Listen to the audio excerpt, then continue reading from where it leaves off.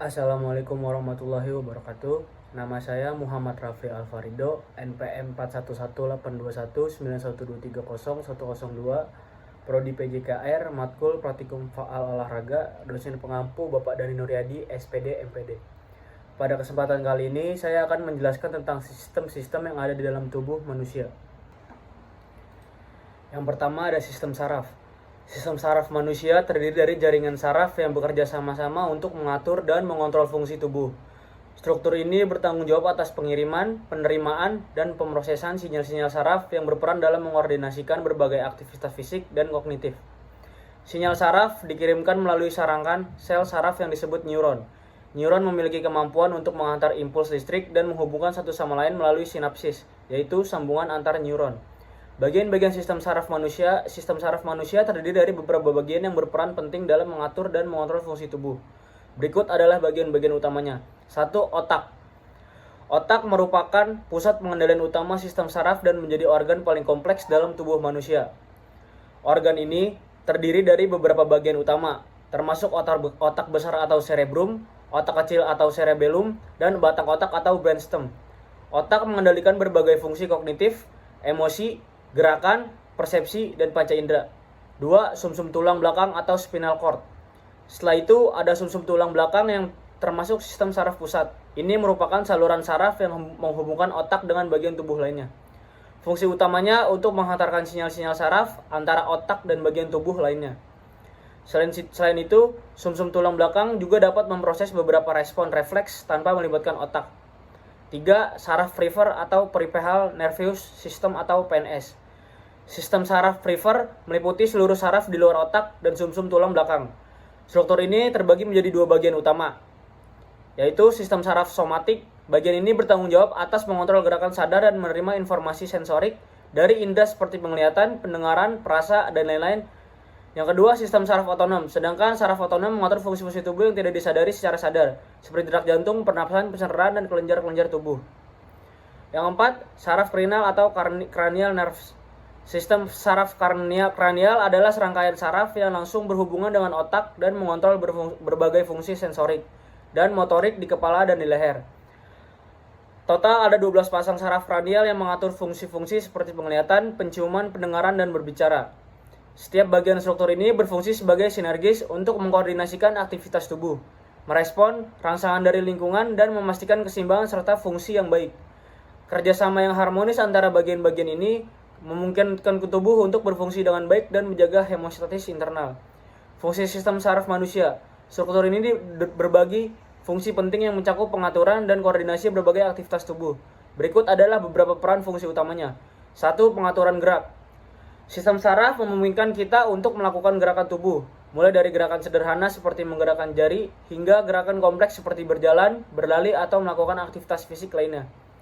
2. Mengatur panca indera. Fungsi selanjutnya yaitu membantu mengendalikan panca indera, seperti penglihatan, pendengaran, penciuman, pengecap, dan peraba.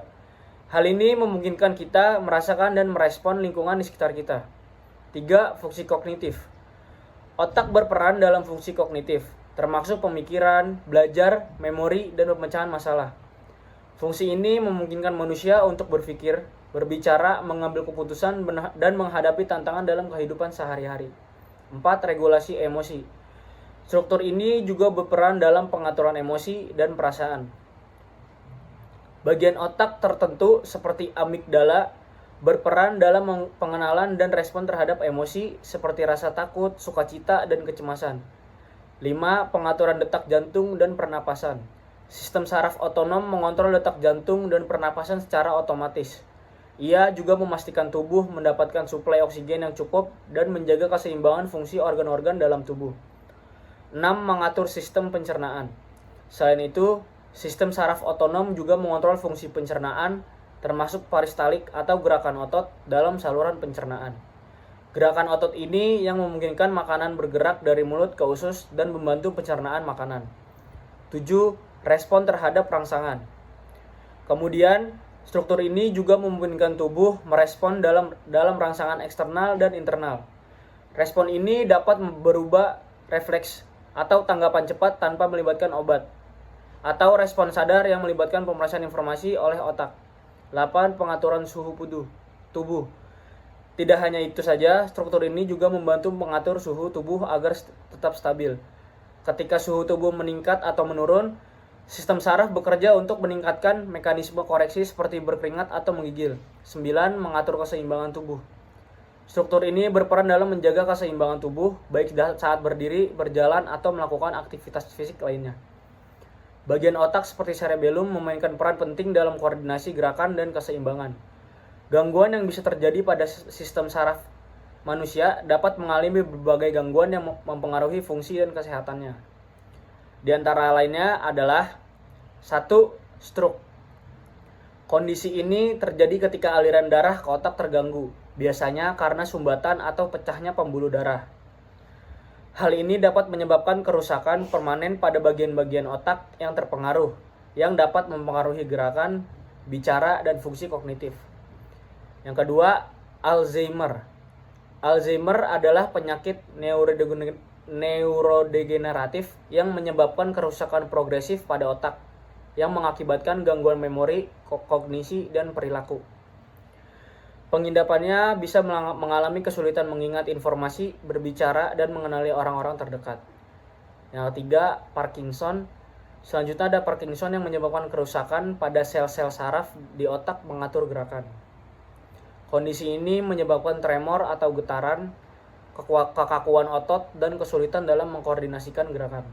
Yang keempat ada epilepsi. Gangguan saraf yang bisa terjadi lainnya yaitu epilepsi. Kondisi ini menyebabkan kejangan berulang akibat aktivitas listrik yang tidak teratur di otak. Kejang dapat berupa gerakan tubuh yang tiba-tiba hilang kesadaran atau perubahan perilaku. Yang kelima, multiple sclerosis atau MS. MS adalah penyakit autoimun di mana sistem kekebalan tubuh menyerang sel-sel pelindung mielin di sistem saraf pusat. Ini dapat menyebabkan berbagai gejala, termasuk kesulitan berjalan, kelemahan otot, dan gangguan penglihatan. Yang keenam, neuropati. Penyakit neuropati adalah gangguan saraf yang menyebabkan kerusakan pada saraf perifer. Ini bisa terjadi akibat diabetes, cedera fisik, atau penyakit lainnya, dan dapat menyebabkan mati, rasa, nyeri, atau kelemahan pada bagian tubuh tertentu. 7. Sklerosis lateral amyotrophic adalah gangguan saraf yang menyebabkan kerusakan pada saraf motorik di sumsum tulang belakang dan otot yang mengontrol gerakan otot. Ini dapat menyebabkan kelemahan otot progresif, kesulitan bicara, dan kesulitan menelan. Yang kedelapan, migrain. Migrain adalah gangguan neurologis yang menyebabkan sakit kepala berat, seringkali disertai dengan gejala seperti mual, muntah, dan sensitivitas terhadap cahaya dan suara. Selanjutnya yang kedua ada sistem peredaran darah manusia. Sistem peredaran darah manusia memiliki peran yang sangat penting bagi tubuh. Tidak hanya mengalirkan nutrisi dan oksigen ke seluruh tubuh, sistem ini juga berperan dalam proses metabolisme. Sistem peredaran darah manusia atau yang disebut sistem kardiovaskular terdiri dari berbagai organ yang memiliki fungsinya masing-masing. Fungsi utama sistem peredaran darah adalah mengedarkan oksigen, nutrisi, dan hormon ke seluruh sel dan jaringan tubuh. Selain itu, sistem peredaran darah manusia berfungsi untuk mengalirkan sisa proses metabolisme berupa karbon dioksida untuk dikeluarkan melalui paru-paru dan menjaga suhu tubuh tetap stabil. Sistem peredaran darah manusia tersusun atas berbagai organ yang memiliki peran dan fungsinya masing-masing. Berikut adalah organ-organ yang termasuk dalam sistem peredaran darah manusia. 1. Jantung. Jantung merupakan salah satu organ vital dalam tubuh manusia yang berfungsi untuk memompa darah ke seluruh tubuh. Jantung terletak di bagian kiri rongga dada, tepatnya di bagian belakang sisi kiri tulang dada. Ukuran jantung orang dewasa kira-kira sebesar kepala tangan. Di dalam jantung terdapat 4 ruangan yang terbagi menjadi 2 bilik, ventricle, dan 2 serambi atrium. Serambi dan bilik kiri jantung berisi darah yang bersih yang kaya oksigen, sedangkan bilik dan serambi kanan berisi darah kotor. 4 ruangan di dalam jantung juga dilengkapi 4 katup yang berfungsi untuk mencegah terjadinya aliran balik darah saat dipompa. 2. Pembuluh darah. Pembuluh darah adalah bagian dari sistem peredaran darah yang berfungsi untuk mengedarkan darah dari jantung ke berbagai organ dan jaringan tubuh maupun sebaliknya. Ada 2 jenis pembuluh darah di dalam tubuh, yaitu arteri, yaitu pembuluh darah yang bertugas membawa darah kaya akan oksigen dari jantung menuju seluruh jaringan dan organ tubuh, kecuali pembuluh darah arteri pulmonalis. Vena, yaitu pembuluh darah berfungsi untuk membawa darah dari seluruh tubuh atau dari paru-paru untuk kembali ke jantung. 3. Darah. Darah adalah komponen terpenting dalam sistem peredaran darah manusia. Darah berperan sebagai pembawa nutrisi, oksigen, hormon, dan antibodi ke seluruh tubuh. Tak hanya itu, darah juga menyangkut zat beracun dan sisa metabolisme seperti karbon dioksida untuk dikeluarkan dari tubuh. Mekanisme sistem peredaran darah manusia. Sistem peredaran darah manusia terbagi menjadi 3 jenis, yaitu sirkulasi sistematik. Sirkulasi sistematik merupakan sirkulasi darah yang mengalirkan seluruh tubuh. Sirkulasi ini berlangsung ketika darah bersih yang mengandung oksigen mengisi serambi kiri jantung melalui vena pulmonalis setelah melepaskan karbon dioksida di paru-paru. Darah yang sudah berada di serambi kiri kemudian diteruskan ke bilik kiri jantung untuk disalurkan ke seluruh tubuh melalui pembuluh darah utama atau aorta. Selain itu, darah yang dipompa melewati aorta akan terus mengalir hingga ke bagian paling ujung di seluruh area tubuh. Darah lalu akan mengambilkan menuju serambi kanan jantung untuk mengalami proses pembersihan darah. Sirkulasi pulmonal. Sirkulasi pulmonal atau sirkulasi paru merupakan sirkulasi darah dari jantung menuju paru-paru dan sebaliknya. Sirkulasi ini berlangsung pada saat darah yang mengandung karbon dioksida dari sisi metabolisme tubuh kembali ke jantung melalui pembuluh darah. Selanjutnya, darah tersebut akan masuk ke serambi kanan dan diteruskan ke bilik kanan jantung. Selain itu, darah akan dialirkan ke paru-paru melalui arteri pulmonalis untuk ditukar dengan darah kaya oksigen. Darah yang kaya oksigen tersebut akan kembali ke serambi kiri jantung untuk diedarkan ke seluruh tubuh. Sirkulasi koroner. Sama seperti organ tubuh lainnya, jantung juga membutuhkan asupan oksigen dan nutrisi agar dapat menjalankan fungsinya dengan baik. Darah yang membawa nutrisi dan oksigen ke otot-otot jantung akan dialirkan melalui pembuluh arteri koroner. Ketika pembuluh darah jantung tersumbat atau aterosklerosis, aliran darah di jantung akan mengalami gangguan. Hal ini bisa membuat otot-otot jantung kekurangan oksigen dan nutrisi, sehingga fungsinya terganggu dan lama-lama bisa menyebabkan terjadinya serangan jantung. Gangguan pada sistem peredaran darah aliran darah yang dapat menyebabkan kerusakan pada organ tubuh, sehingga menimbulkan berbagai penyakit serius. Gangguan pada sistem peredaran darah manusia ini dapat disebabkan oleh berbagai hal, mulai dari kelainan bawaan atau gangguan genetik, gaya hidup, hingga penyakit tertentu seperti diabetes. Berikut ini adalah beberapa macam gangguan atau penyakit yang dapat terjadi pada sistem peredaran darah. Hipertensi atau tekanan darah tinggi, sumbatan pembuluh darah arteri, penyakit jantung koroner, gagal jantung, aneurisma aorta, gangguan irama jantung atau aritmia, henti jantung, kelainan otot jantung atau lemah jantung, stroke, penyakit arteri perifer, emboli dan trombosis vena, penyakit jantung bawaan, gangguan pada sistem peredaran darah merupakan kondisi berbahaya yang tidak bisa dianggap remeh. Jika tidak segera diobati, kondisi tersebut bisa menimbulkan komplikasi serius, seperti kerusakan organ dan bahkan kematian. Selanjutnya ada sistem pernapasan. Sistem pernapasan pada manusia merupakan salah satu tanda vital tubuh yang paling utama. Tanpa cara kerja sistem pernapasan yang baik, seseorang tidak akan mampu bernafas, bahkan bisa berdampak pada fungsi organ lainnya. Sistem pernapasan pada manusia adalah sekumpulan organ yang terlibat dalam proses pertukaran oksigen dan karbon dioksida dalam darah. Seseorang dapat dikatakan memiliki laju pernapasan normal apabila ia bernapas sebanyak 12-20 kali per menit saat istirahat dan berlangsung secara berkesinambungan. Ada beberapa organ di dalam sistem pernapasan bagian atas manusia, yaitu rongga hidung, terdiri atas laput lendir, dan rambut halus yang berfungsi untuk menyaring partikel debu atau kotoran dari udara yang masuk ke hidung. Sinus, yaitu rongga berisi udara di sepanjang sisi hidung yang berperan untuk mengatur suhu dan kelembapan udara yang dihirup. Faring, untuk menyalurkan udara yang masuk dari hidung atau mulut guna diteruskan ke trakea laring,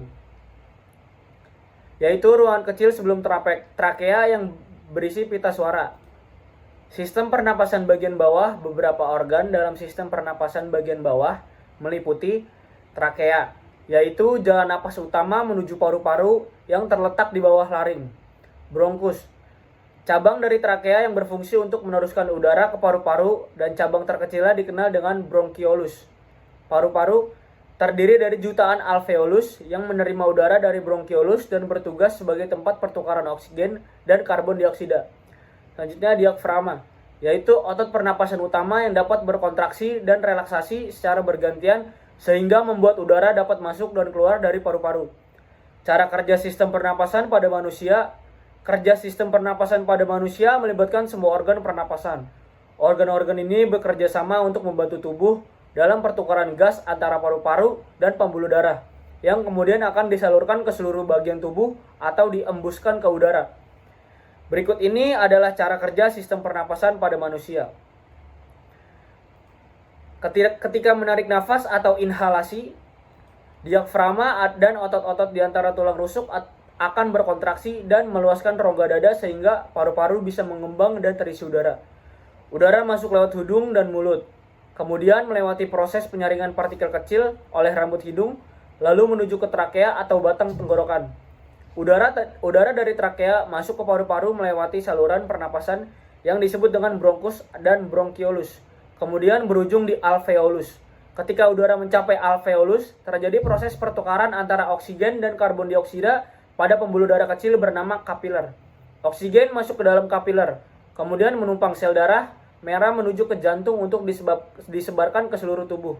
Di saat yang bersamaan, karbon dioksida menuju dari kapiler ke rongga paru. Setelah pertukaran oksigen dan karbon dioksida selesai, otot diafragma dan tulang rusuk kembali rileks dan rongga dada kembali seperti semula. Udara yang mengandung karbon dioksida pun terdorong dari alveolus menuju ke bronkus, trakea, hingga keluar melalui hidung. Selain berperan dalam pertukaran udara dan gas, sistem pernapasan juga dapat menyaring, menghangatkan, dan melembabkan udara yang dihirup, serta berperan dalam proses berbicara dan penciuman. Sistem pernapasan pada manusia memang tampak seperti hal yang sederhana. Namun, di balik setiap tarikan dan hembusan napas, terdapat kerjasama antar organ yang cukup rumit guna mendapatkan oksigen untuk kelangsungan seluruh sistem dalam tubuh. Bila satu organ tidak bekerja dengan baik, fungsi sistem pernapasan secara keseluruhan pun bisa terganggu. Gangguan pernapasan yang sering terjadi dan cukup berbahaya adalah asma, bronkitis, penyakit paru, pneumonia, TBC, dan asfiksia.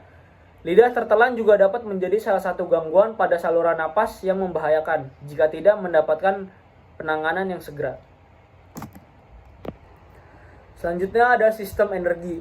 Manusia dalam melakukan kegiatan atau aktivitas setiap hari membutuhkan energi, baik untuk bergerak maupun untuk bekerja. Ada beberapa tipe energi, diantaranya adenosin trifosfat atau ATP. Senyawa ini kita gunakan untuk menyimpan dan mentransfer energi saat kita beraktivitas, terlebih ketika kita berolahraga. Saat kita melakukan aktivitas fisik, tubuh menggunakan ATP dan secara bersamaan memproduksi ulang atau regenerasi untuk penggunaan selanjutnya.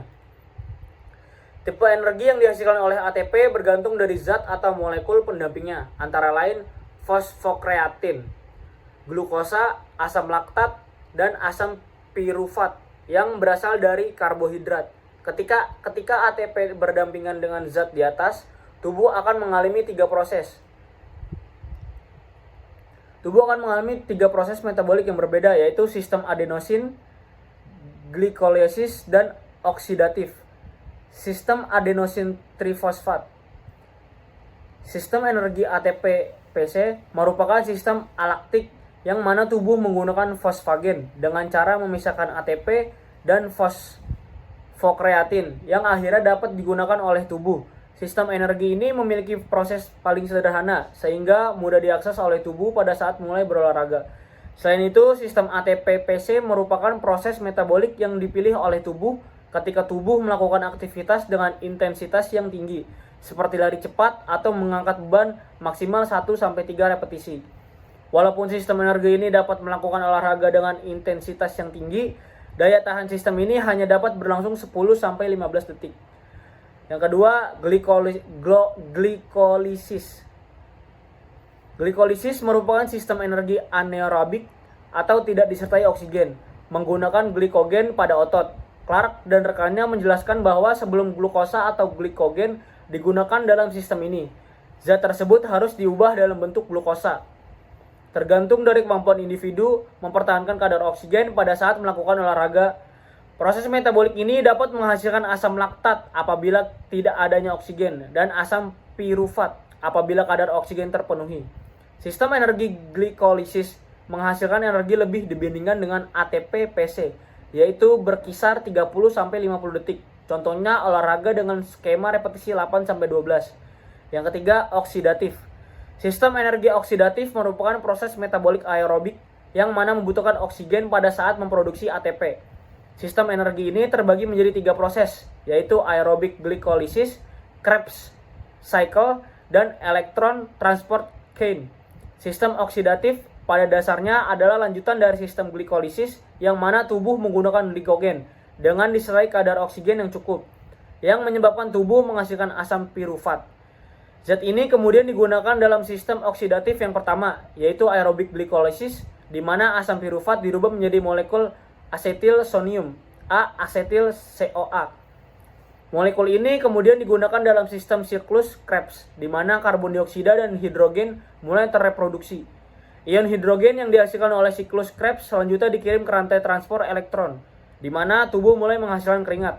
Uniknya ketika kadar glikogen dalam tubuh menurun, sistem oksidatif dapat merubah lemak menjadi asam asetil CoA, sehingga dapat melanjutkan proses siklus Krebs.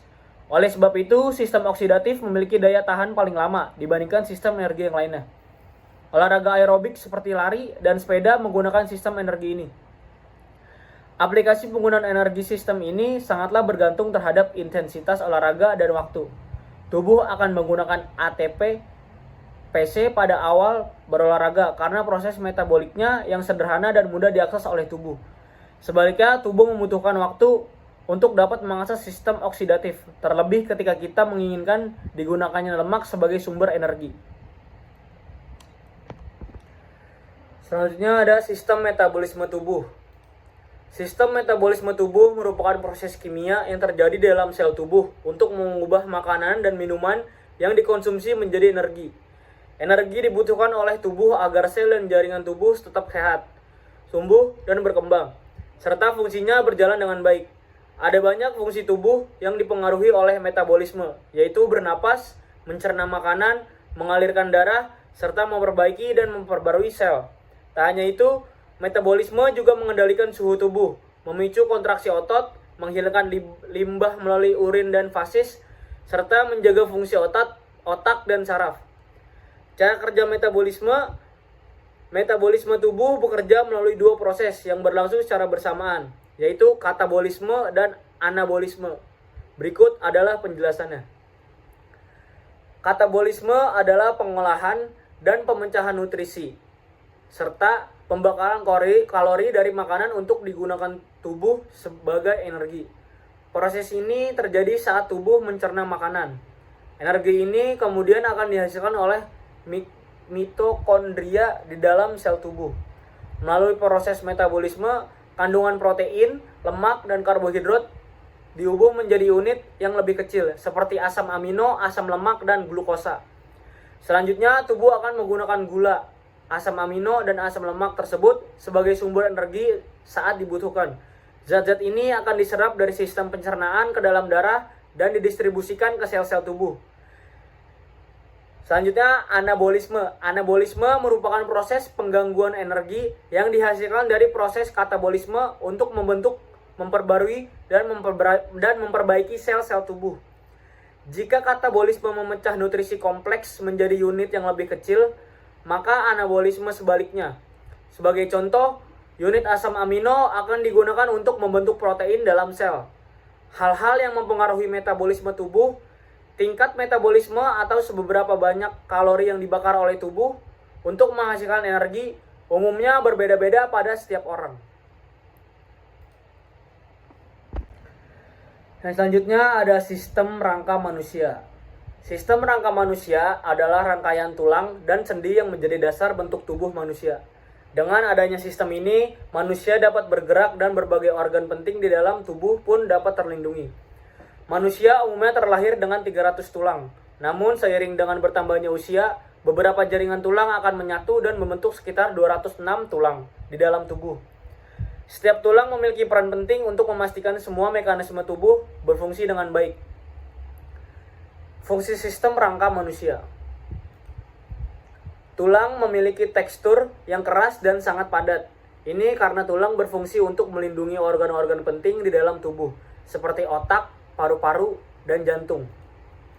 Selain itu, ada banyak fungsi tulang sebagai bagian dari sistem rangka manusia, yaitu 1. Menopang dan memberi bentuk tubuh.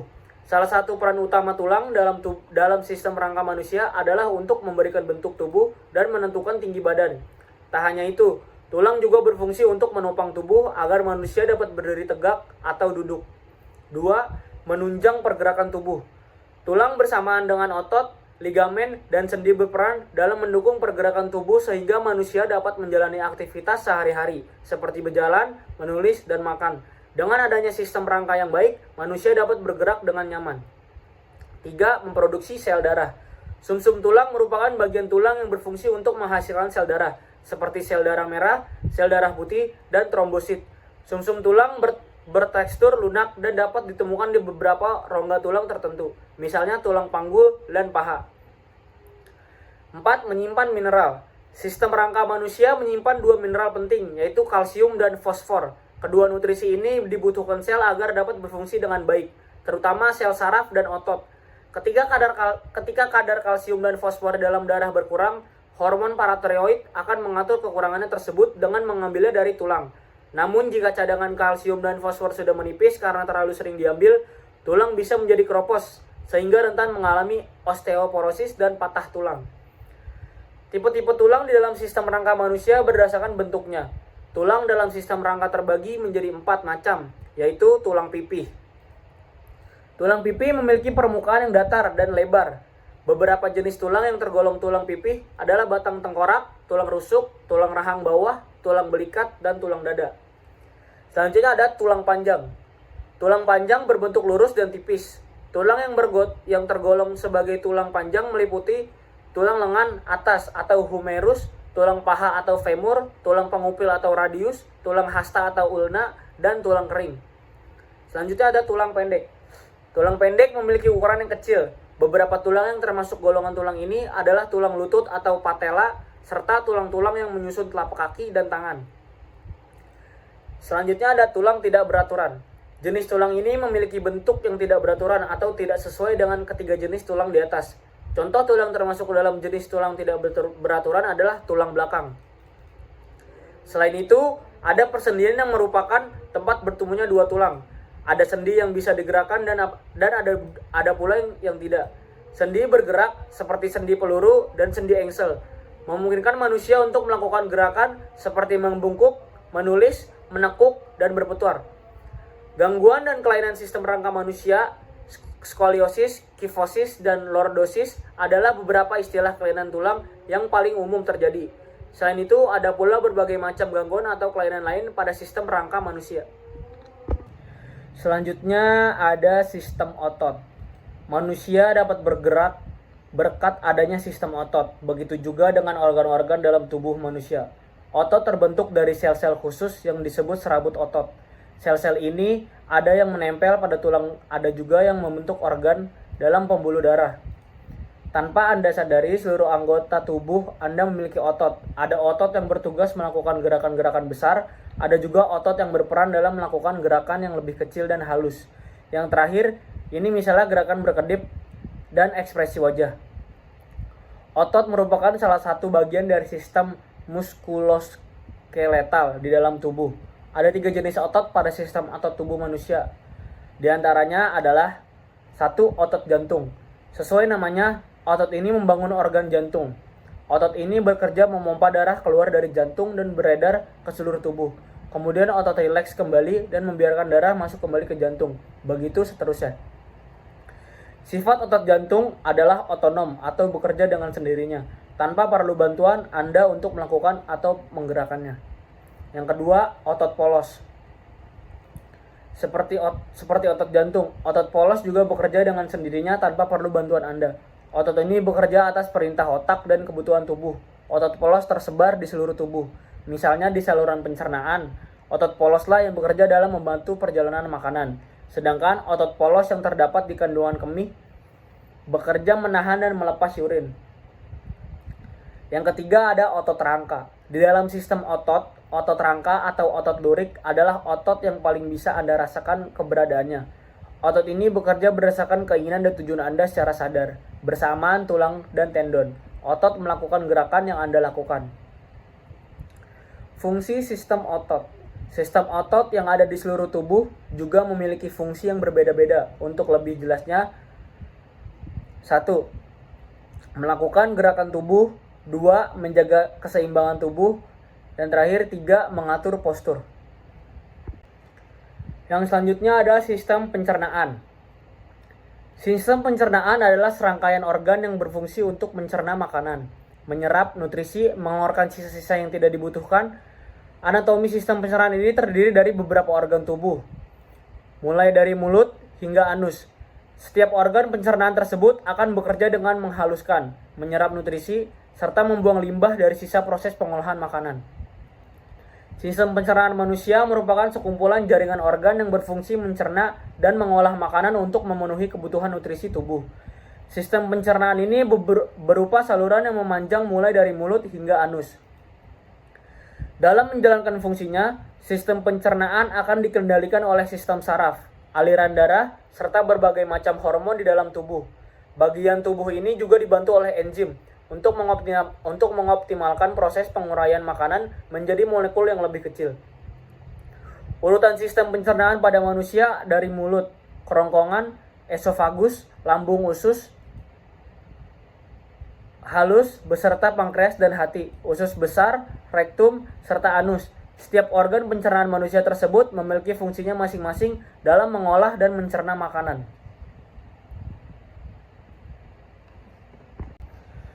Mungkin itu saja yang saya dapat jelaskan tentang sistem-sistem yang ada di dalam tubuh.